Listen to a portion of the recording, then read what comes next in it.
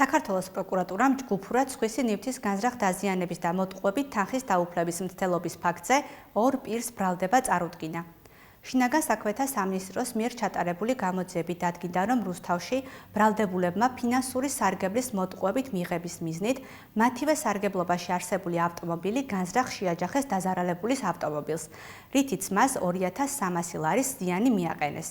აღნიშნული ქმედებით ბრალდებულებმა ხელოვნურად შექმნეს ვითარება, რომლის მიხედვითაც თითქოს და საგზაო სატრანსპორტო შემთხვევა დაზარალებულის ბრალეულობით იყო გამოწვეული და მიყენებული ზიანის ანაზღაურების მიზნით მას 600 ამერიკული დოლარი მოსთხოვეს.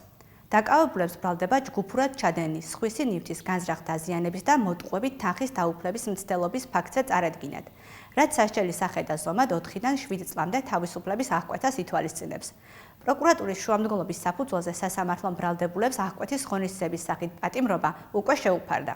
გამოძიებით ასევე დგინდება, რომ მიმდინარე წლის განმავლობაში ბრალდებულებს სავარაუდოდ იდენტური დანაშაულებრივი სქემის გამოყენებით საგზაო სატრანსპორტო შემთხვევების 63 ფაქტი უფიქსირდებათ, საიდანაც 60 შემთხვევაში ადმინისტრაციული წარმოებისას ისინი გამართლდნენ.